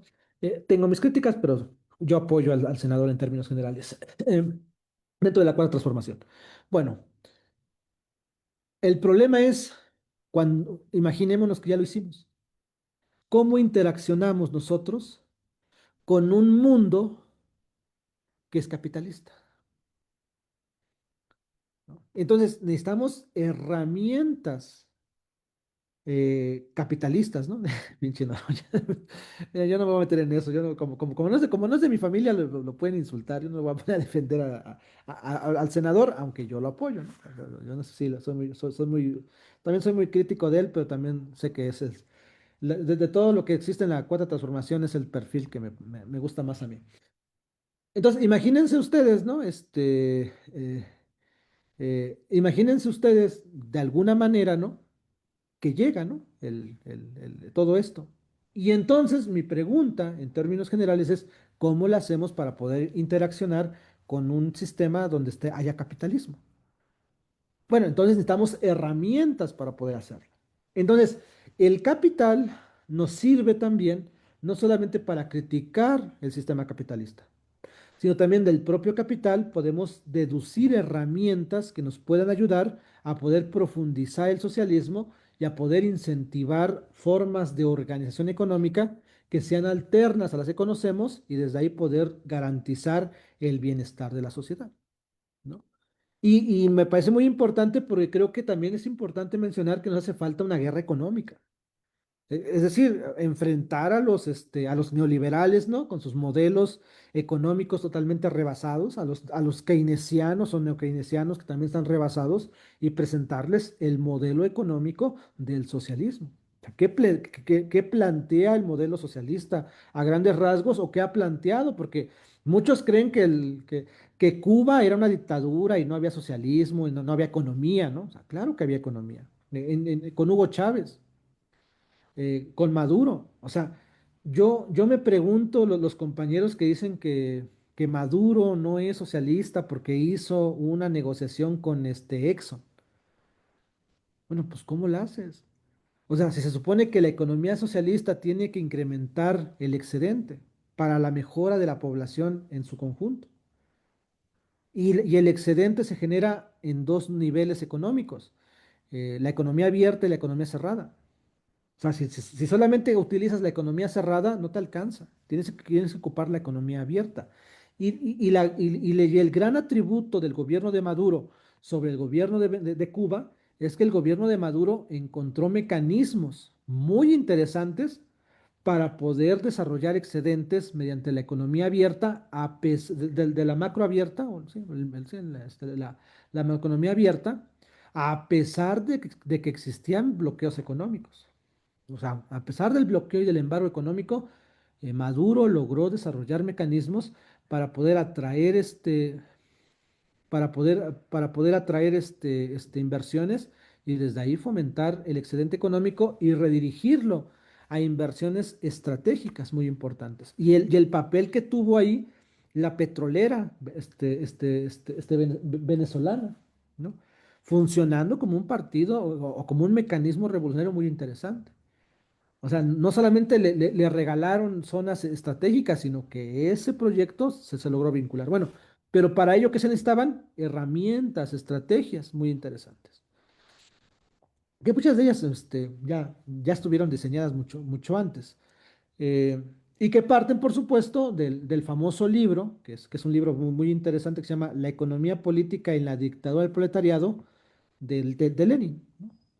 Este, Bueno, es ese texto que creo que está muy olvidado. O hay otro texto que anda por ahí, que se llama Control Obrero de los medios de producción, Control Obrero de las fábricas, de la industria y la tierra, si no mal recuerdo, de Lenin.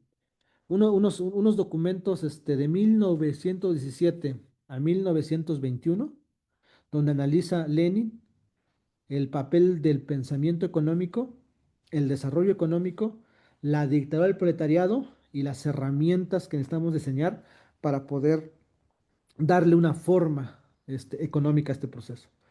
Entonces, bueno, a mí me parece que todo eso habría que estarlo discutiendo abiertamente, ¿no? Entonces, pero todo eso ¿de dónde emerge? Del estudio del capital, ¿no? O sea, el estudio del capital no es una obra, y yo quisiera cerrar con eso, si no tienen más comentarios que decirnos, es una obra que nos convoca también a diseñar nuevas formas de pensar, ¿no? Entonces, bueno, esas dos pues, son para eso, ¿no? Para poder entender las dificultades que tenemos en el sistema capitalista y también entender de alguna manera cómo podemos salir de este proceso. Me parece que es un debate que podemos, que se puede incentivar. Yo lo dije pues, hace medio año también y lo vuelvo a repetir. Me parece que el gran error de la UNAM o de los marxistas académicos, pues es que se quedan en la narración, ¿no? Es decir, si yo quiero ser un marxista académico de la UNAM, voy a hacer una tesis que se llame La especulación inmobiliaria bueno, en la licenciatura, ¿no? La especulación inmobiliaria desde Marx en Iztapalapa, licenciatura. Después me voy a la maestría, la especulación inmobiliaria en Polanco. Y finalmente, ¿no? La especulación inmobiliaria en eh, la calle Mazarik.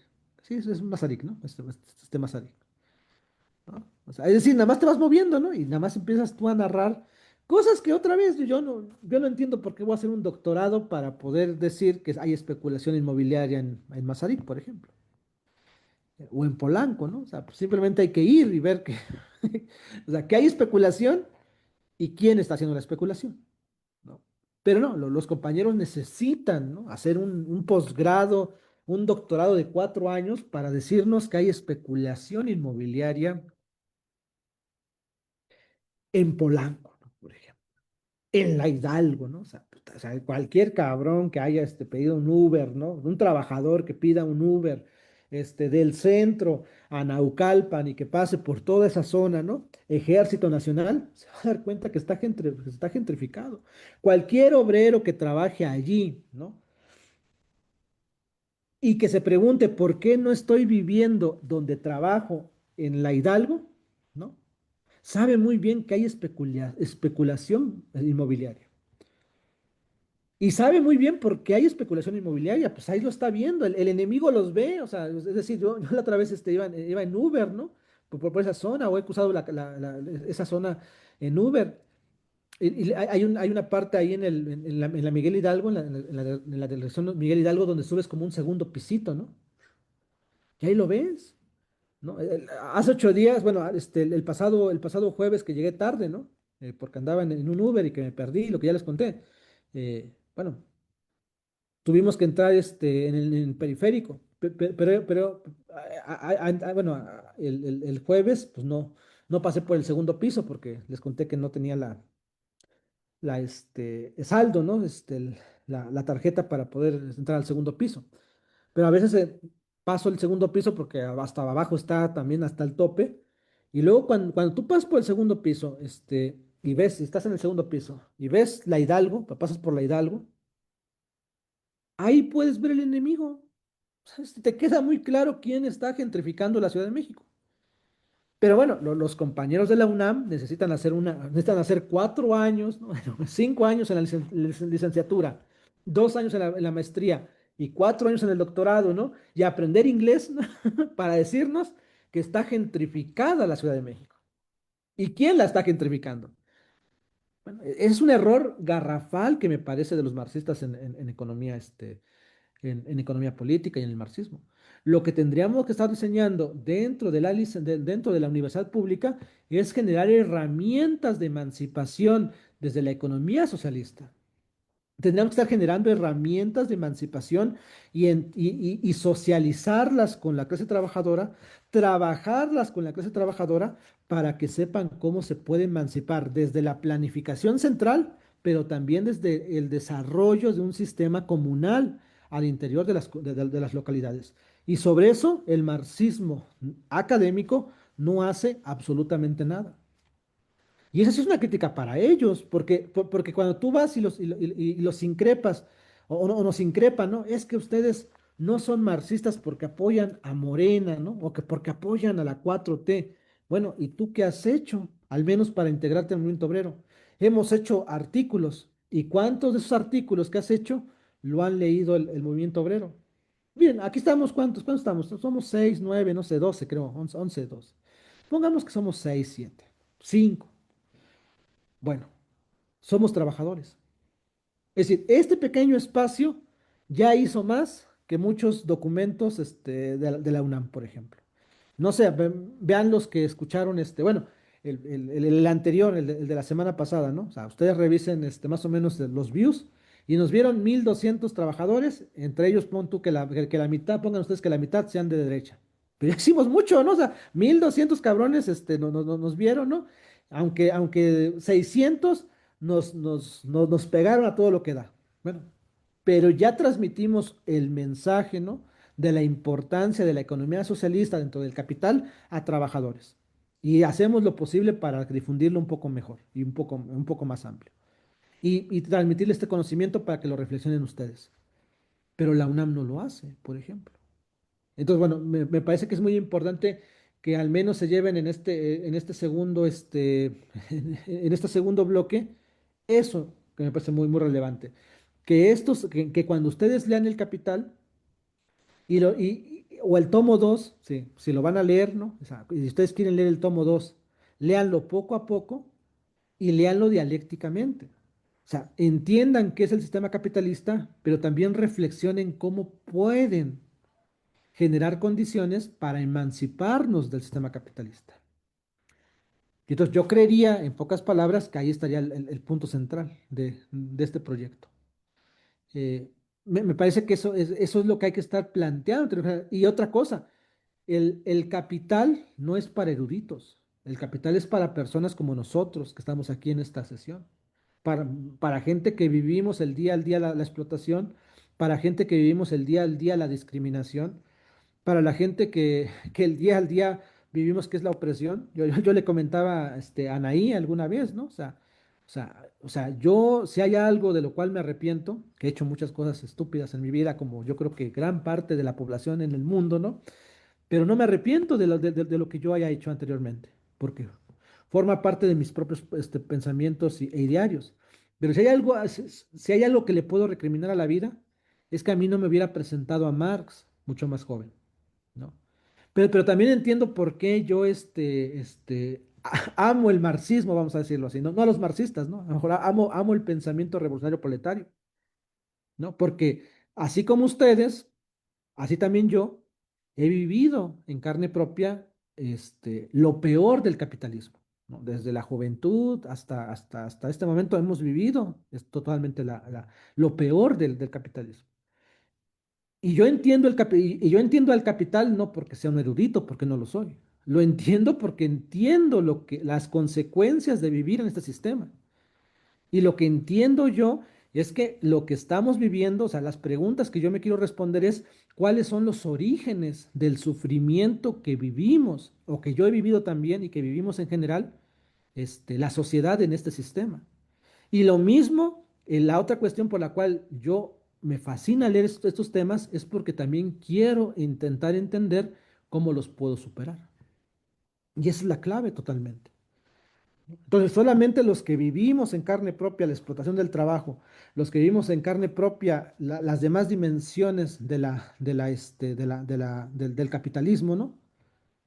Somos capaces de poder capturar la esencia del sistema capitalista. Y también por lo mismo somos capaces de destruir al sistema capitalista, derrotar al sistema capitalista. Entonces, en la segunda parte de este esfuerzo, en el texto que les mandé de este texto, la convocatoria es que no pensemos que es un sistema inmortal, que, no, que es un sistema perfecto, que no se puede destruir. No, es fácilmente destruible. Pero necesitamos organizarnos. Que ahí está toda la base del texto, ¿no? Organicémonos. Organicémonos, o sea, sigamos organizándonos como clase trabajadora, ¿no? Y vamos a perder. Eso, o sea, es decir, vamos a tener derrotas, más que nada, ¿no? Vamos a tener derrotas, vamos a tener muchas derrotas, es más, demasiadas derrotas, o sea, ¿no? Pero de la propia derrota hay que aprender. Y de la propia derrota hay que construir la victoria revolucionaria. Entonces, ¿y cuál es la base? Que en las propias derrotas entendamos que nos necesitamos organizar mucho mejor. Y entonces vamos a ver que si sacamos esas conclusiones, ¿no? Vamos a llegar a organizarnos mucho mejor. Y llegará un momento, ¿no? En que la organización esté lo suficientemente potente para poder darle fin al sistema capitalista. El sistema capitalista nos derrota porque está mejor organizado. Ese es el secreto. O sea, la propia literatura del capital, que nace del capitalismo y que nace de los pensadores del capitalismo, siempre te va a promover individualízate, sométete, sé egoísta, lucha por tus intereses, siempre te va a atomizar. De lo que se trata es no acudir a esa convocatoria. Organicémonos de manera revolucionaria. Y cierro con esto. Aquí está este texto que me gustó mucho, ¿no? Losovsky, ¿no? Marx y los sindicatos, ¿no? ¿Cuál es la idea de este texto? Está muy bonito, ¿no? Yo sé que es de la literatura soviética, pero me disculpo, ¿no? Medio stalinista, pero ¿cuál es la ley? ¿Cuál es la idea de este texto? El capitalismo nos promueve que nos individualicemos, que nos atomicemos. ¿Qué es lo que nos enseña Marx? Organizarnos. Porque si ellos quieren que nos individualicemos, es porque ellos están organizados, ¿no? La famosa idea, ¿no? De divide y vencerás, ¿no? Claro, ¿no? Si tú estás organizado, divídelos. Entonces, cuál es el punto central? Que nosotros tenemos que estar mejor organizados. Y esa yo creo que es la conclusión más importante que tenemos que sacar de todos estos procesos, ¿no? O sea, ¿se puede derrotar? Sí, se puede derrotar, pero necesitamos también entender que tenemos un trabajo ahí muy específico. Y todo eso, bueno, pues aparece por la lectura del Capital. Entonces, bueno, yo ahí la dejaría, camaradas, va Marta, si quieren la escuchamos, bueno, sí, la vamos a escuchar, por supuesto, ¿no? Yo también, cabrón, ¿no? Este, ya ven, a veces me salió lo misógino, si vengo de toda la estructura, patriarcal que nos impuso el capitalismo, ¿no? Es algo que también tengo que trabajar, pero bueno, va Marta y cerramos si quieren ahí con Marta, y si quieren participar, pues alcen la mano y ya, para ya ir. Gracias, gracias, Jonathan. Como siempre, muy interesante lo que comentas, sacando un análisis de todo esto último. Me gustó mucho lo que dijiste, eh, Dios y la naturaleza. Quería comentar, recordé que esa fue la educación que les di a mis pequeñas, ¿sí? La naturaleza, siempre a favor de la naturaleza y hasta la fecha. Ellos continúan con esa idea, ¿sí? Y recordé cuál fue la educación. Ahora, hablando acerca de los comentarios sobre la distribución de las riquezas, de la planificación de la economía y del sistema, el sistema comunal. Eh, los bloqueos de Cuba y de Venezuela, Nicaragua, pues como no tienen petróleo, pues ya sabemos, ¿no? Que no les hacen mucho caso. Ahorita en la mira, pues continúan, ¿no? Estos dos países en los cuales sobre todo el bloqueo a Cuba, cuando Cuba, tengo entendido que era el principal proveedor del azúcar. Un momento dado, cuando llega este bloqueo, pues a todos nos afecta, ¿sí? Porque ese azúcar que Cuba vendía a los demás países, pues no llega y se viene un caos. Entonces aquí empiezan a sustituir el azúcar de caña por otro tipo de azúcar, ¿verdad? Que ¿cómo se llama? Que nos mete capitalismo y que es muy dañina. Venezuela tiene, bueno, bueno, siguiendo con lo de Cuba, pero de manera,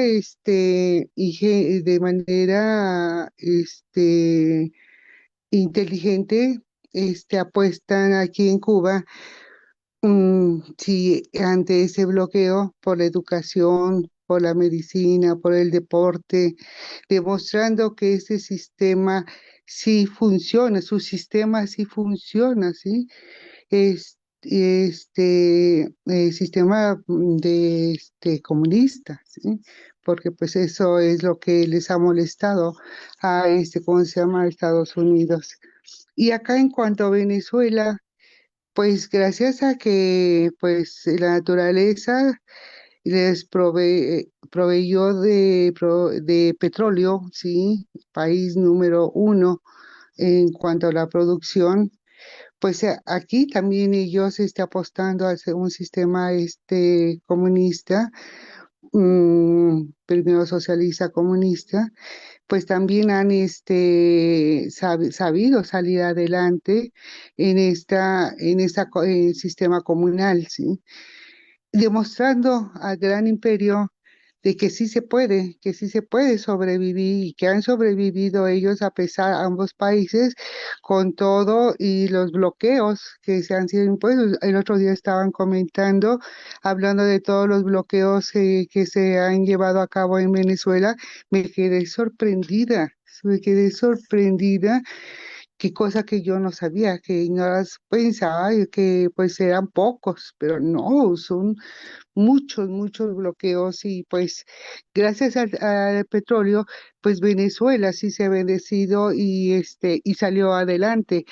Y cosa que Cuba pues no tiene petróleo en sus tierras, ¿sí? Y el azúcar que sí la tiene y que sí la tiene, pues bueno, esa ya no, no pudieron por ahí, pero sin embargo con inteligencia han salido adelante, cosa que les ha que es ese constante destrucción, ahorita la destrucción de estos dos países, de Cuba y Venezuela, por parte de Estados Unidos, de querer a fuerzas hacer creer, sí, al mundo que estos sistemas no funcionaron y que es importante su intervención. Sabemos de que con Venezuela, pues el interés es el petróleo, ¿verdad?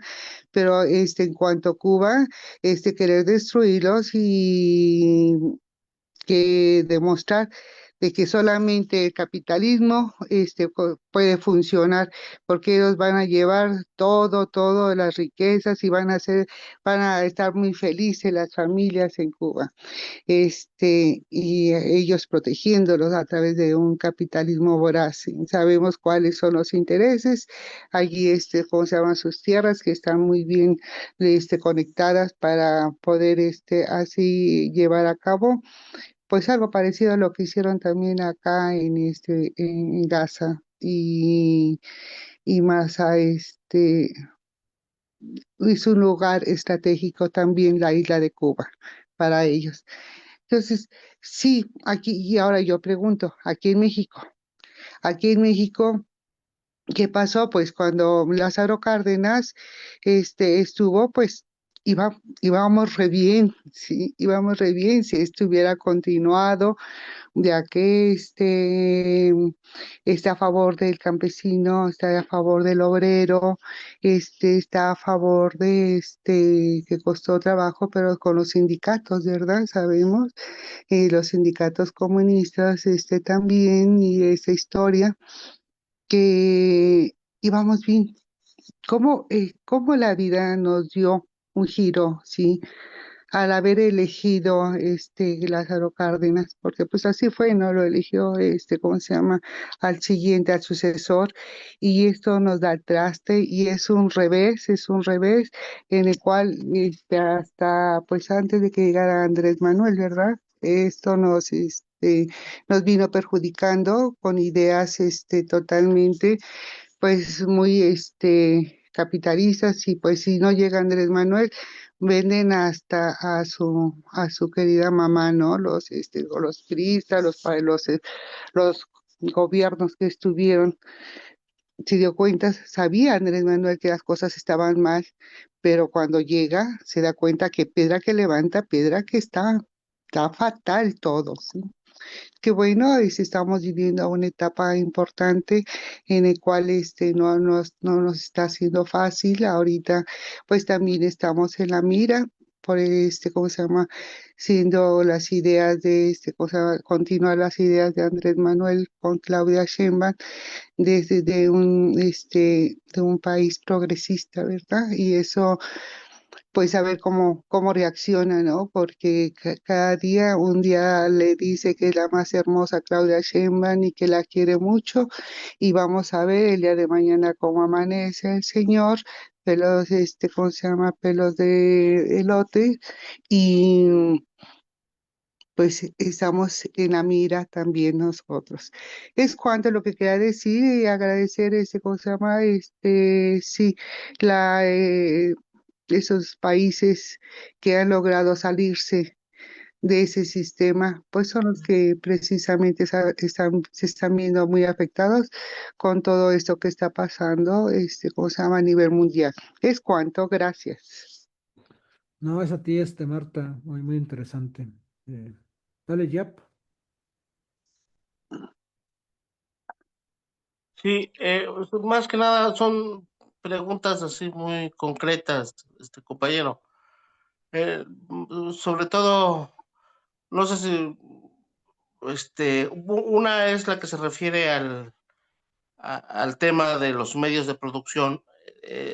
Puede ser, es decir, la consigna de alguna manera de los pueblos debe ser tomar los medios de producción, arrebatárselos, porque creo que no hay opción, o sea, no hay de otra. Bueno, eso por un lado es un tema. Y el otro, la sociedad norteamericana. Por ejemplo, uno dice como que uno espera que haya algo dentro de la sociedad norteamericana, desde luego algo revolucionario, para que eso origine que como una especie de efecto dominó, eso repercuta positivamente en, en otros pueblos, o bien, o bien que nosotros también en cierto modo debemos hacer lo nuestro para que también algo de eso repercuta en la sociedad norteamericana y pueda pasar algo ahí, porque también pues es más que nada, decimos, ¿no? Estados Unidos es un país, ¿no? Un estado como formal, hecho y derecho, ¿no? Pero creo que finalmente es una empresa, en sí el capitalismo es una empresa del crimen, ¿no? Y toda esa gente que la tienen ahí, pues está ahí, incluso es víctima como los demás pueblos, ¿no? Bueno, ahí, gracias, ese es mi planteamiento, compañero Jonathan. Sí, bueno, en el caso de Estados Unidos, frente al ascenso de las medidas autoritarias o la agudización de las medidas autoritarias por parte de Donald Trump, que no las inicia él, ¿no? Sino que él las agudiza. eh, Habría que identificar que, bueno, y que es importante, ¿no? Porque tanto los demócratas como los republicanos y el trumpismo, que no regularmente los republicanos son trumpistas, ¿no? Sino que también hay una diferencia, hay entre esa forma del trumpismo. Bueno, pues todos ellos han implementado medidas autoritarias contra el pueblo de Estados Unidos, tanto la clase trabajadora blanca, la clase trabajadora de color y los migrantes. O sea, las tres fuerzas lo han hecho permanentemente. Entonces, frente al ascenso de la agudización de estas políticas, ¿no? Y por supuesto, el incremento de que la clase trabajadora ya está harta de las injusticias que está viviendo en sus tres niveles, o en sus tres formas, en términos de grupos sociales, lo que se hace de manifiesto es la creación de un partido revolucionario. O sea, es decir, eso que aparece o sea, lo que necesita Estados Unidos, pues es la generación de un partido revolucionario. Es decir, si esos movimientos que hoy estamos viendo en Estados Unidos no consiguen desarrollar un movimiento revolucionario y no logran conseguir generar un partido revolucionario, pues va a fracasar lo que está pasando ahí. Y el modelo trompista va a seguir avanzando en su forma trompista o en su forma demócrata o en su forma republicana. Es decir, lo que está haciendo Trump es algo que se va a desarrollar en Estados Unidos. O sea con Trump, sea con los demócratas, sea con los republicanos. No existe en este momento algo que lo pueda frenar. Ahora, claro que va a ser Trump el más importante en este momento. Pero para poder detenerlo se necesita un partido revolucionario. Pero el problema es cómo formamos un partido revolucionario. Pues con un organizador colectivo. O sea, yo creo que lo que está, lo que se tiene que discutir abiertamente en Estados Unidos es la generación de organizadores colectivos, en donde es claro que la pieza angular es el periódico, pero se tiene que discutir el organizador colectivo, o sea, no la vanguardia. O sea, ahí es un elemento muy importante en donde también los partidos socialistas en Estados Unidos no están entendiendo, ¿no? O sea, los partidos socialistas o comunistas en Estados Unidos quieren formar un partido, ¿no? Bajo una vanguardia, cuando lo que realmente necesitamos es un organizador colectivo, de hecho, que es lo que nos promueve siempre Lenin, ¿no? Y Rosa Luxemburgo, que traían sus pleitos, pero Lenin, o sea, Lenin no habla del periódico, del partido, ¿no? Como tal, sino habla de la generación de un organizador colectivo que estratégicamente debe de estar en manos de los marxistas, porque pues ellos lo tienen que diseñar, pero que tiene que interactuar con el pueblo trabajador en Estados Unidos. Y eso es lo que tenemos que estar discutiendo en Estados Unidos. O sea, para Estados Unidos, ¿no?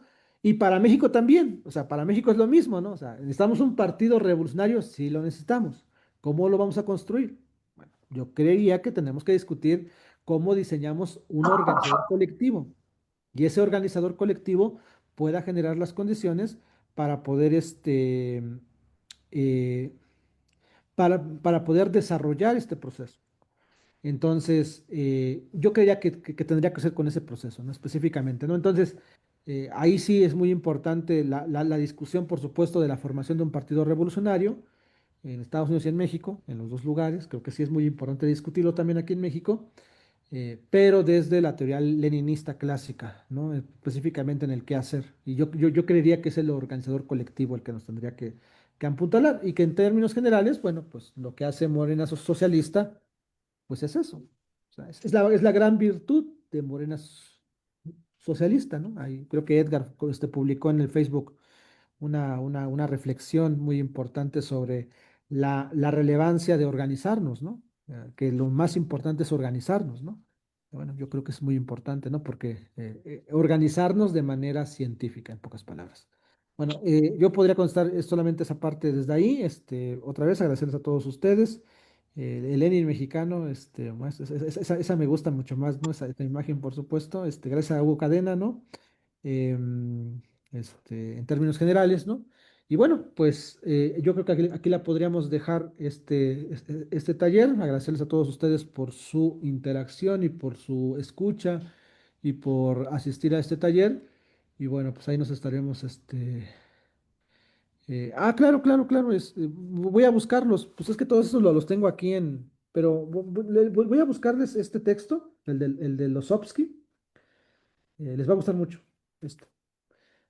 Bueno, a ver si me lo permiten, ¿no? Porque creo que sí es stalinista este cabrón, pero bueno. Pero está muy bueno, está muy bueno este texto, más allá de los debates que tengamos con los stalinistas, ¿no? Está muy padre el texto, ¿no? Habla del movimiento obrero, por supuesto. Y dejen buscar el de Lenin, porque el de Lenin no, el de control obrero yo lo tengo, pero lo tengo en físico y no lo he encontrado en digital, pero déjenlo, lo busco y se los paso sin ningún problema. Y bueno, ahí les voy a buscar unos textos, o uno o dos textos y se los paso sin ningún problema. Bueno, pues gracias, camaradas. Ahora sí me despido. Y bueno, fue un gusto haberlos visto el día de hoy, el jueves, y agradecerles su escucha y su participación. Nos vemos. Gracias, hasta luego. Igualmente, gracias, estimado Jonathan. Un saludo al todo el grupo. Muchas gracias, camaradas. Hasta luego.